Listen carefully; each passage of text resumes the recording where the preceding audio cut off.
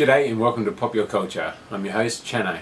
Today I'm going to be talking about the movie Suicide Squad from Warner Brothers Movies and talking about 7 ways they could have done it better. How I feel they could have done it better anyway. So,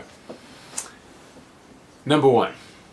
Suicide Squad had an exceptional amount of characters, and I believe that although they did really well to incorporate all these characters, it was a lot of background they had to generate. They could have probably just not worried about a fair few of them, such as Katana, Slipknot, although they didn't really develop him very well. Even El Diablo wasn't really necessary. He played a very minor part in it, although he was pretty cool. And I'd say in doing this, it would just have given them more time to develop the characters that they were focusing on. Could have a bit more Captain Boomerang, who, in all honesty, I thought was going to be just a flop, but was really quite good. So, that was number 1. Cut down on the characters. You can bring them in later. You got time. You're going to be making these movies for a while to come, whether they're good or not. You're making enough money. Number 2, Killer Croc. Wow. Holy shit. Is this the 90s? We're going back to like animatronic faces and fucking whatever. Killer Croc's meant to be like fucking 3 stories tall almost, and just like huge and super strong, and I feel like they could have really made Killer Croc a lot better in this movie, but I think they just ran out of money after they got Will Smith in, and they're like, oh well, we're just gonna have to make a suit up for this guy and just cruise around. The character had some sort of funny one-liners, and he didn't really do much. And then there's this whole part where he's like, the SEALs are going to go underwater to plant the bomb, and he's like, "You're just fucking tourist. I live there." And then he got in the water and he didn't do anything. Like the Navy SEAL guy still had to sacrifice himself and blow himself up. Like I thought, fucking Killer Croc would take the bomb and would have done something about that. And then he just came up out of the ground like at the last minute and like helped out. Didn't really overly do much. I feel like they were sort of going for like their own version of the Hulk / Drax the Destroyer here. If they just made him a monstrosity and just huge and CGI the prick, like the CGI these days is fantastic. So they could have done a really good job. But now that's it. That's Killer Croc for our DC universe, unless they're gonna alter him and hit him with radiation or something. But yeah, we just got this sort of like large head, sort of Louisiana dude from the bayou, who really big head. Like it's like fucking out of proportion to the rest of the body. So I really feel like they could have done a lot better job with the CGI Killer Croc right there. So that was number 2. 3, Rick Flagg. Wow. Right, Joel Kinnaman was cast as Rick Flagg, although he wasn't the first choice. They originally had Tom Hardy locked in, but then Tom Hardy didn't like the fact that he didn't get enough screen time, because Tom Hardy, pretty big actor. Remember this guy? Yeah, that guy. So obviously not going to be Bane in this universe, but yeah, Tom Hardy is a great actor, and really I feel that he would have been able to bring a lot more character and depth to Rick Flagg. Also, I feel that with Joel Kinnaman, I just didn't believe him. I didn't believe his sincerity. I just don't feel like he really cared too much about getting back to his missus and saving her from the Enchantress. Nor did I really believe when he started to connect with Deadshot, like old soldier buddy. Like it was more just like Will Smith was just talking into just a statue, or the emotion wasn't reciprocated. Like Will Smith does like he does all these eyes, he's always welling up always in his movies, and like there's so much emotion. It's like he has to hold back his emotion. He can't contain it just to make it make it a reasonable amount of emotion for his character. And then Joel Kinnaman was just like, yeah, okay, just absorbing all that and just almost counteracted it. So yeah, unfortunate. And you know what? I really believe, because with this movie they went back and they reshot a lot of it after they saw how Deadpool was, the funny worked, and apparently there wasn't much funniness in this movie, so they went back and they reshot a lot. About $40 million worth, I believe. Don't quote me on that one. So I think maybe in the original take, original plan, perhaps Rick Flagg didn't have much, because he had quite a bit of screen time in this movie. He was almost like probably the third most on the screen, third only to Harley Quinn and Deadshot.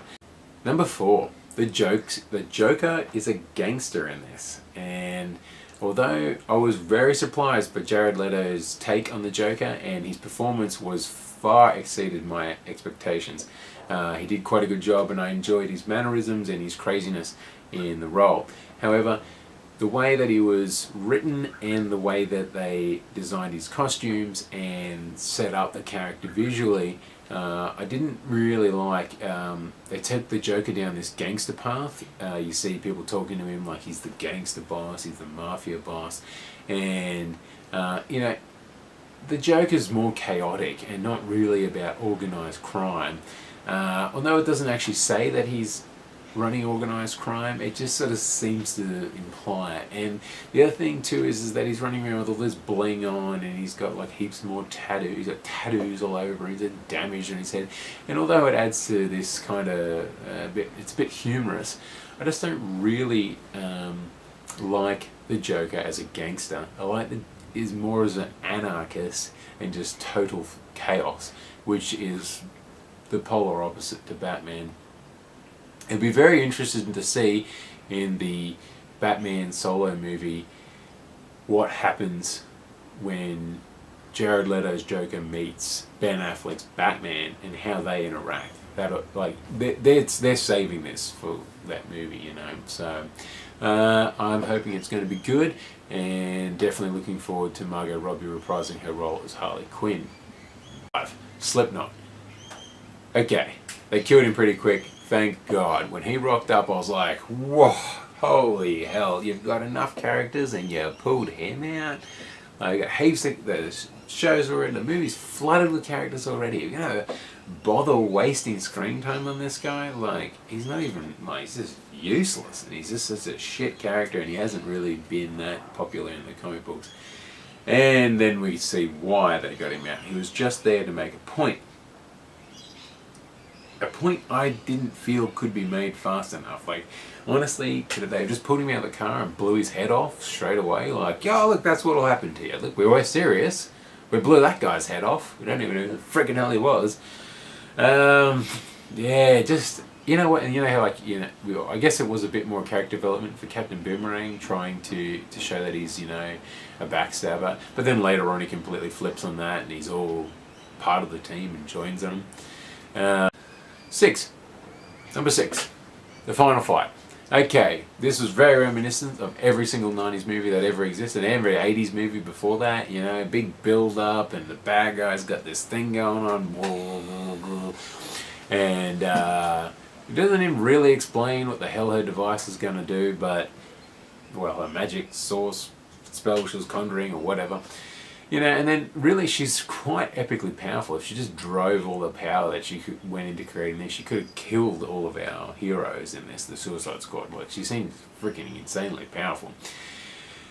And, you know, it's very, very cliche sort of final battle. The superheroes, they overthrow her. And for the type of movies that are being made today, our final fight sequences usually are more balanced and have a lot more narrative relevance to them. Whereas the Enchantress was just like bang, like just thrown in the side of this whole movie, and kind of irrelevant to the Suicide Squad being formed, other than the fact that she was initially a member, and Amanda Waller believes she could contain it, but anyway. So yeah, just polish up that final fight and make it a bit more refined, make it a bit more realistic in the sort of the fight sequence, like really smash the Suicide Squad. And number 7, probably my biggest gripe with the whole movie, and it's a little one, but really pissed me off. Like, I mean, come on. What is this, the Mario Brothers movie? What the fuck was her minions? The Enchantress's minions. She just went and, like, turned these guys into, like, bloody fucking things. Going blah, blah, blah, blah, blah. They're all fucking real weird looking stupid. They got, like, could you not have, like, turned them into some sort of, like, ancient knight-like looking ethereal spectre type guys? Like, come on, who the fuck was the graphic design artist on those things? Like, a fucking 2-year-old could have drew a better picture than those, or concept art. So that's it. 7 things I believe they could have done better for the Suicide Squad movie. Please comment below and let me know what you think could have been done, or whether or not you agree with me or disagree with me. Always up for constructive criticism. Constructive criticism. Always up for constructive criticism. Yeah, so like I said, comment below, let us know what you thought, and let us know what you think they could have done better in the movie as well. And if you liked it, please like the video. Don't forget to subscribe and follow us on Twitter and Facebook. So that's it for us today from PopYaCulture. I'm your host, Chano, and I'll catch you later. Eric.